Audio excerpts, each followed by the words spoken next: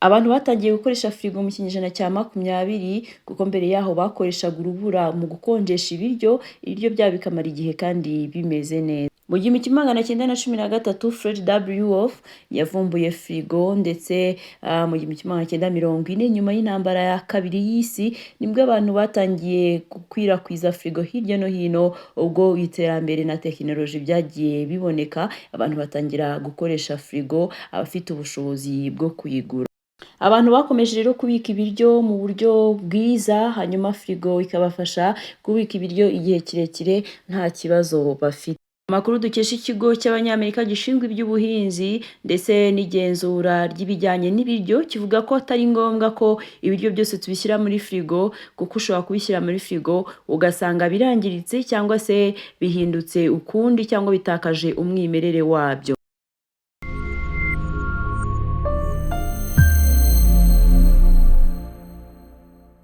Hello, this is Dave again. Nizere ko mumeze neza, nanjye meze neza.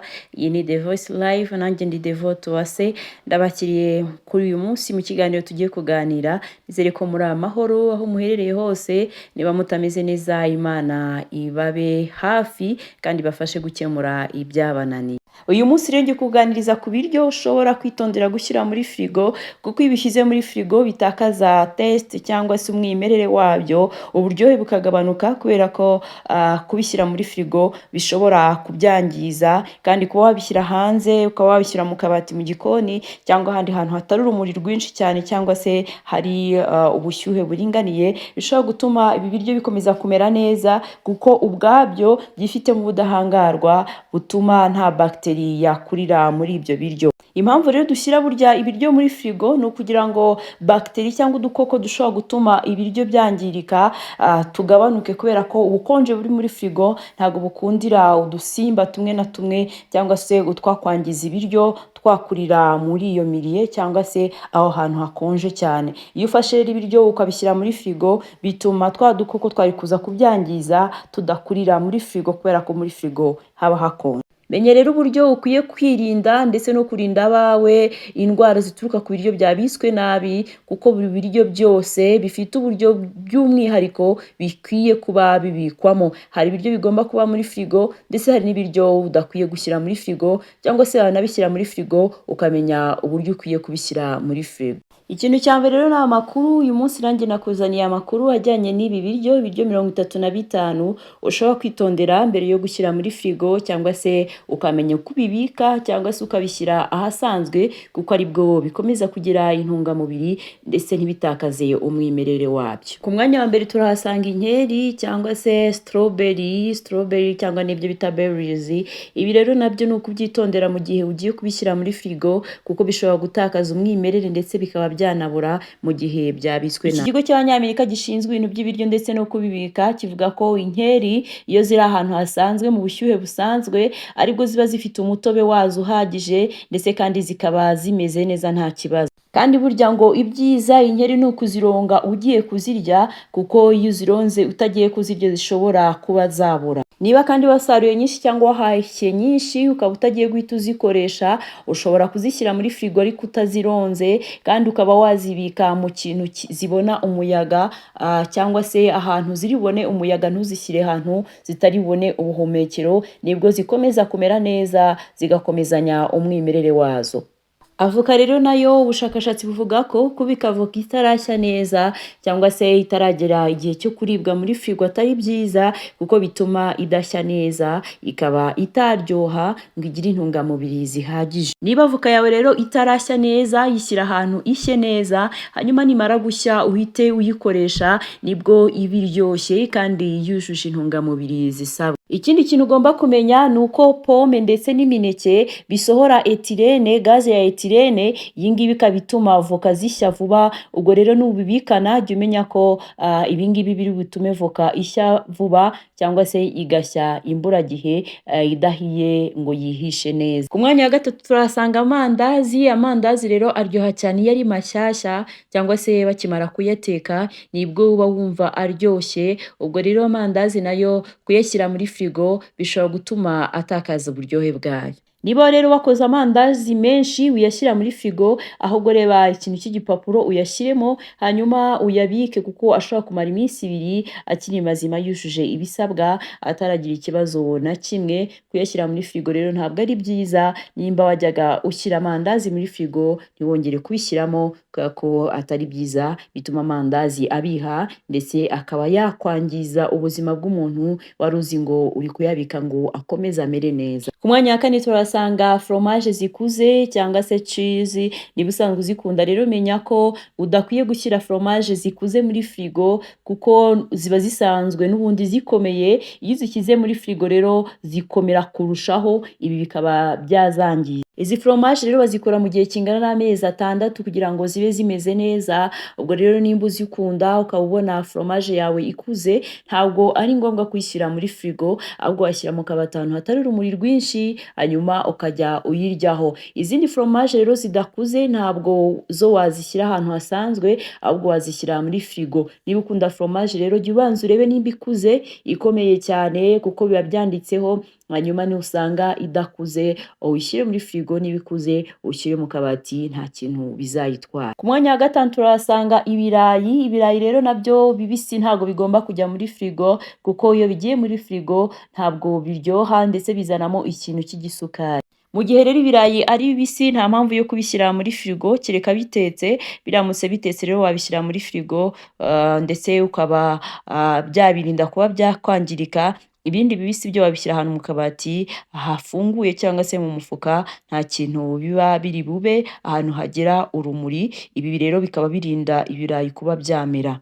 Ku mwanya wa 6 turasanga tuna cyangwa se utunyama tuba turi mu tubogisi cyangwa se mu tubuwate. Izi nyama rero ntabwo ari ngombwa kuzishyira muri firigo kuko zishobora kumara igihe kinini zitari muri firigo. Gusa wenda waziguze ahantu mu ishopu ziri muri firigo, ushobora kuza ukazihekera muri firigo, ariko ntabwo ari ngombwa. Ubundi uzikize mu kabati ahantu hari ubushyuhe busanzwe, zishobora kumara igihe kinini nta kibazo zifite. Ikindi rero mu gihe wazipfunduye, niba wazipfunduye ubwo ushobora kuzishyira muri firigo, ariko kandi ntuzirekere muri ka gakopo, ahubwo ugashyira mu kandi kantu gafunze neza, ukaba washyira muri firigo.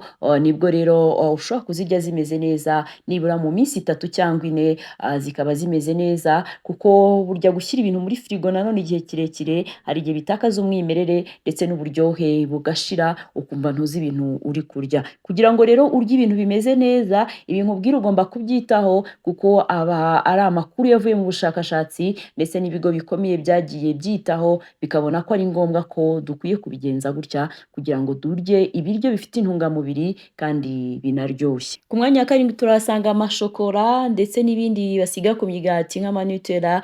Ntabwo ari ngombwa rero kubishyira muri firigo kuko iyo ubishyize muri firigo bihinduka urutare cyangwa se solide. Kuba wabispreadinga cyangwa se wabisiga ku migati bikaba bidakunda. Rero biba binanditseho ko utagomba gushyira bino biryo muri firigo, ahubwo ugomba kubibika ahantu mu kabati, nta kintu biba biri butware kuko isukari irimo ituma rero bagiteri zitabasha gukurira muri byo ngo bibe byakwangirika se cyangwa se byagira ikibazo. Ni byiza rero kuzireka kuko kandi zikungahaye mu binure. Ibi rero bituma nta kibazo byagira bitari muri firigo. Jya ubishyira mu kabati bisanzwe, nta kintu biba biri bube. Ku mwanya wa 8 turahasanga tungurusumu. Tungurusumu rero ntabwo ari ngombwa kuyishyira muri firigo kuko tungurusumu ishobora kumara igihe kinini rwose hanze nta kibazo ifite. Ko wayishyira rero ahantu hakonje nko muri firigo bishobora gutuma ibora cyangwa se ikaba itamara igihe kinini. Tungurusumu rero igomba kubikwa mu kabati hasanzwe ahantu hari umuyaga, hari ubushyuhe bwo mu cyumba busanzwe, nta kibazo iba iri bugire. Ku mwanya wa 9 turahasanga ibitunguru. Ibitunguru rero bikwiye kubikwa ahantu hasanzwe mu kabati cyangwa se mu mufuka, ahantu hari ubushyuhe busanzwe hatari ubukonje, kuko iyo ubishyize muri firigo bishobora kubora cyangwa se bigahindura umwimerere, kuko intungamubiri ziba zifite mu bitunguru zishobora guhinduka isukari ugasanga uri ikindi kintu utazi cyangwa se gitakaje umwimerere ndetse n'umumaro cyari kutugirira. Ni byiza rero kudashyira ibitunguru muri firigo, ahubwo ukabishyira ahandi hantu hasanzwe biri bubone ubushyuhe kandi nabwo butari bwinshi cyane, ahubwo ahubwo ahantu mu kabati nta kibazo ibitunguru biba biri bube. Iki kigo rero gikomeza kitubwira ko si ngombwa rwose gushyira amagi muri firigo kuko ashobora kumara nibura icyumweru rwose atari muri firigo. Ubwo rero niba wayaguze ari muri firigo cyakoze ushobora gukomeza kuyashyira muri firigo, ariko kandi niba atari muri firigo nta mpamvu yo kuyabika muri firigo kuko akomeza akagira umwimerere wayo. Ku mwanya wa 11 turahasanga ikawa, ikigo cyitwa National Coffee Association cyangwa se ikigo gishinzwe ihingwa n'ikoreshwa ry'ikawa, kivuga ko rero niba ushaka kunywa ikawa iryoshye ihumura neza utagomba kuyibika muri firigo kuko ibi bituma ikawa igira humidité cyangwa se ubukonje, bikaba byatuma ikawa ibiha. Ikawa rero niba iri mu kintu kibitsemo shyira mu kabati nta kintu iba iri bube. Ku mwanya wa 12 turahasanga ubuki. Iki kigo rero cy'Abanyamerika kivuga ko ntabwo ugomba gushyira ubuki muri firigo kubera ko iyo ushyize muri firigo isukari iri mu buki irangirika ndetse hakaba hazamo utubumbe mu isukari igize ubuki, ibi rero bigatakaza umwimerere w'ubuki. Ubuki rero ntabwo bukwiye kubikwa muri firigo ahubwo bukwiye kujya muri temperature isanzwe mu kabati, nta kintu buba buri bube.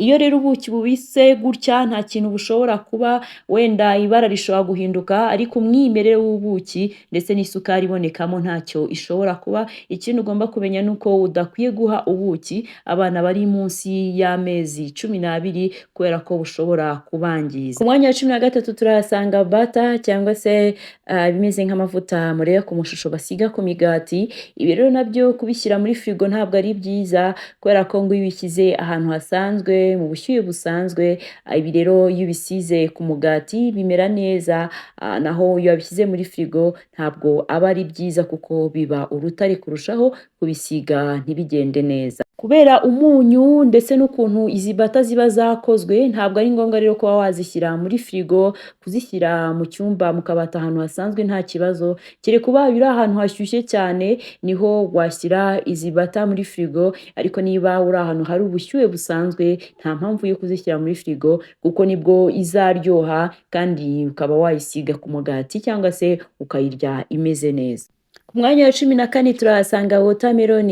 Ikigo rero cy'Abanyamerika gishinzwe iby'ubuhinzi ndetse no kubika ibijyanye n'ubuhinzi kivuga ko watermelon iryoha ndetse ikagira umutobe igihe yabitswe ahantu hari ubushyuhe busanzwe nko mu cyumba cyangwa mu kabati itagiye muri firigo. Ubushakashatsi kandi bwakozwe kuri watermelon zitagiye muri firigo basanze zifitemo antioxidants ziri hejuru kubera ko iyo uzishyize muri firigo zitakaza izi antioxidants ndetse n'umwimerere, bigatuma rero itaryoha kandi itamera neza. Uramutse rero uguze watermelon ukaba utayimaze hagasigara igisate, mbere yo kuyishyira muri firigo shaka papier filme uyishyiremo kandi uyirye nibura nturenze iminsi 3 kuko uyirengeje iminsi 3 ntabwo uba ukirya watermelon ifite intungamubiri ahubwo biba byahindutse ibindi. Ku mwanya wa 15 turasanga basil. Basil rero ntabwo ari ngombwa kuzishyira muri firigo kuko iyo uzishyize muri firigo zitakaza impumuro ndetse kandi zikaba zakwangirika. Ibyiza rero ni ukuzibika ahantu hasanzwe hanyuma ukazikoresha,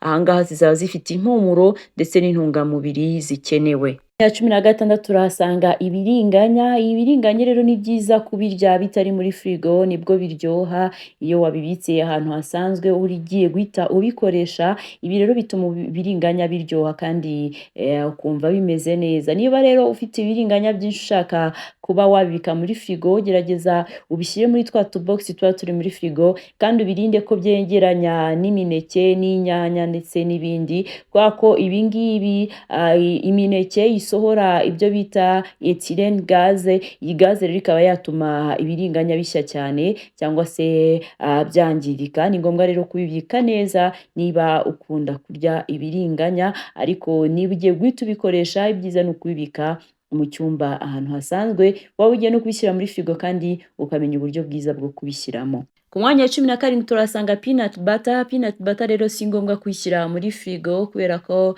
itakaza umwimerere wayo gusigwa neza ku mugati ndetse ikaba yanakomera. Ibi rero bituma iba nk'urutare, ntabwo ari byiza rero kuyishyira muri firigo. Niba ushaka kuyirya imeze neza jya uyishyira ahantu mu kabati nta kizaba, gusa niba ariyo wikoreye bisanzwe iyi ngiyi ugomba kuyishyira muri firigo kuko utayishyize muri firigo ishobora kwangirika, ariko zimwe ziva mu nganda ziba ziri mu bicupa ntabwo ari ngombwa kuzibika muri firigo. Ku mwanya wa 18 tuhasanga olive oil. Gushyira olive oil rero muri firigo ntabwo ari byiza kubera ko bituma impumuro ndetse n'uburyohe bwa olive oil butakara ndetse kandi ikagenda ikomera uko ibihe bigenda byiyongera. Olive oil rero ishobora kumara igihe kinini rwose icupa rifunguye warakozeho ukongera ugafunguka washyira mu kabati igihe kinini cyane kingana n'imyaka 2 rero. Ubwo rero kuba washyira muri firigo olive oil ntabwo ari byo rwose, byishyira mu kabati nta kintu iza.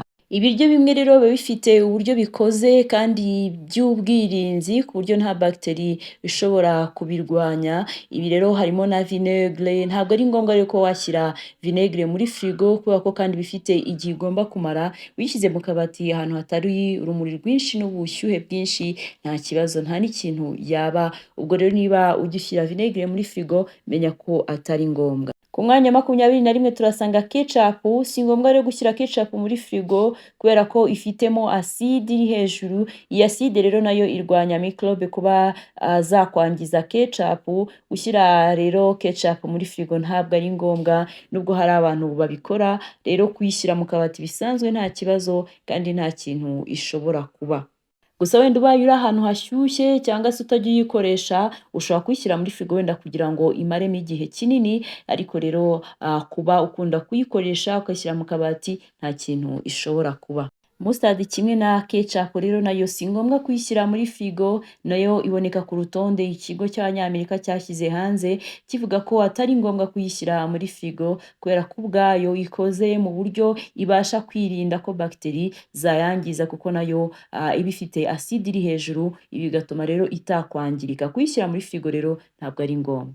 Inyanya rero nazo ntabwo ugomba kuzishyira muri firigo kuko ubushakashatsi buvuga ko gushyira inyanya muri firigo byangiza uburyohe ndetse bukangiza n'imimerere yazo, ahubwo inyanya ukwiye kuzibika ahantu hasanzwe kuko ntacyo ziba ziri bube. Niba ushaka kurya inyanya zimeze neza rero zirinde firigo, cyangwa se hari ubundi buryo abantu bajya bakoresha bagafata inyanya bakabanza bakazitogusa bakazisya hanyuma bakaza kuzishyira mu tubuwate bazishyira muri firigo, ariko rero gufata inyanya ziri mbisi zidatetse ukazishyira muri firigo ibi ntabwo ari byiza, ahubwo byangiza umwimerere ndetse bigatuma inyanya zitakaza uburyohe bwazo. Molase cyangwa se umushongi w'ibisheke ntabwo ari ngombwa nawo kuwushyira muri firigo. Abantu bajya bawukoresha kubera ko nawo ushobora kumara igihe kinini rwose hanze nta kibazo ufite. Kuba wawushyira mu kabati aho wawubitse ukajya uwukoresha ushobora kumara igihe kingana n'umwaka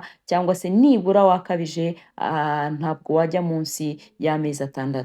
Nuts cyangwa se imbuto zumye, izi nazo rero ntabwo ugomba kuzishyira muri firigo kubera ko iyo uzishyize muri firigo zitakaza uburyohe ndetse n'ibizigize kubera ko zigenda zikagagara. Ibi rero bituma zitamera neza, iyo uziriye ukumva zitaryoshye. Niba rero wajyaga uzishyira muri firigo gerageza uzishyire mu kabati ahantu heza mu kintu zibitsemo nta kintu zizaba. Menya ko rero kandi nuts zabsorba cyangwa se zifata impumuro y'ibindi bintu bizegereye. Niba ushaka kuzibika neza rero ujye uzibika mu kintu gifunze kandi uzibike nta bindi bintu byegeranye kugira ngo teste cyangwa se impumuro idahinduka. Imineke rero nayo si ngombwa kuyibika muri firigo igihe itarashya kuko uyishyize muri firigo itarashya ntabwo uburyohe buboneka mu mineke, ntabwo iryoha neza. Niba ushaka kurya umuneke rero uryoshye kandi umeze neza ureke ubanze ushye, numara gushya wenda ubone kuwushyira muri firigo, kandi nuwushyira muri firigo ntuwegeranye n'ibindi bintu kubera ko etirene iba mu mineke ishobora gutuma izindi mbuto byegeranye zishya cyangwa se zikaba zahisha cyane. Ikindi kintu wamenya rero udakwiye gushyira muri firigo nuko shokora nayo rero kuyibika muri firigo ngo bituma shokora itakaza umwimerere wayo ndetse kandi n'uburyohe bukagabanuka. Kubika rero muri firigo shokora bituma habaho icyo bita sugar bloom. Iyi sugar bloom rero ituma uruhu rw'inyuma rwa shokora ruhinduka ndetse n'umwimerere wa shokora ukaba wahinduka. Si ngombwa rero gushyira shokora muri firigo kuko bituma itaryoha ndetse bigatakaza umwimerere. Iki kigo rero gikomeza kivuga ko gushyira umugati muri firigo atari byiza kuko n'ubusanzwe umugati ubwawo usanzwe ufite igihe ugomba kurangirira. Ubwo rero gushyira umugati muri firigo bituma umugati wumagara kandi ukaba watakaza umwimerere wawo wo kumagara. Si byiza rero gushyira umugati muri firigo, uwurye igihe wagenwe hanyuma uzagure undi mushyashya. Ubushakashatsi bwakozwe na University of California buvuga ko gushyira kokombure cyangwa se cucumber muri firigo nabyo bituma zangirika ndetse kokombure ikaba yabiha, ikaba yatakaza umwimerere wayo. Gushyira rero kokombure ahantu hasanzwe mu cyumba cyangwa se mu kabati ngo bituma igira umwimerere kandi ikaryoha. Ikindi nanone utagomba gushyira muri firigo ni amasereyale cyangwa se ibinyampeke kubera ko ibi bishobora gutuma byangirika kubera ko muri firigo haba hakonje, bishobora kongerera ubutohere cyangwa se humidite bikaba byatuma aya masereyale atamera neza. Ikindi utagomba gushyira muri firigo ni ibihaza. Ntabwo ari ngombwa rero gushyira ibihaza muri firigo kuko ibihaza bishobora kuguma ahantu hasanzwe nk'ahantu hasi cyangwa se ku mufuka ukabirambikaho. Ntacyo rero ibihaza bishobora kuba, si ngombwa gushyira ibihaza muri firigo. Ikindi ntabwo ugomba gushyira ibirungo. Ibirungo kubishyira muri firigo bituma bitakaza umwimerere ndetse n'impumuro, bigatuma rero bitaryoha. Kuba wafata ibirungo ukabishyira mu ducupa cyangwa se aho bibikwa ukabishyira ahantu mu kabati ntacyo bishobora kuba. Ku wundi mwanya rero haza pome. Pome nayo rero ngo kuyishyira muri firigo ntabwo ari byiza ngo kuko bituma itakaza uburyohe ndetse ikaba yanakwangirika. Si ngombwa rero gushyira pome muri firigo cyangwa se kuyegeranya n'izindi mboga kuko ishobora nayo gutuma izindi mboga zangirika, ahubwo pome ishobora kumara igihe kinini rwose iri ahantu hasanzwe kandi hatari muri firigo kandi ntigire ikintu iba. Nizere ko wamenye ibiryo ugomba gushyira muri firigo ndetse n'uburyo ugomba kubishyiramo kugira ngo urusheho kurya ibiryo byujuje intungamubiri kandi bitatakaje ubuziranenge kandi biryoshye. Ubwo rero nkubwire ko ari amakuru twahawe n'ikigo cy'Abanyamerika gishinzwe iby'ubuhinzi ku makuru cyashyize hanze y'ukuntu dukwiye kubika ndetse no gutunganya ibyo tugomba kurya kugira ngo tubirye bifite umumaro. Nibyo koko firigo idufasha kubika ibintu bigakomeza bikamera neza, ariko kandi dukwiye no kumenya ibiryo uko tubishyiramo n'ibyo dukwiye gushyiramo kuko ushobora gusanga urya ibiryo byatakaje ubuziranenge cyangwa se ibiryo bifite mikorobe kandi wari uzi ko uri kuzirinda. Wakoze cyane rero kubana nanjye muri iki kiganiro, ngushimire. Yari Devote Uwase, iyi ni The Voice Live channel. Nakagaruka rero ibiganiro nk'ibi, mugire amagara mazima kandi mwite ku byo murya kugira ngo mujye murushaho kugira ubuzima buzira umuze. Imana ibarinde, ndabakunda.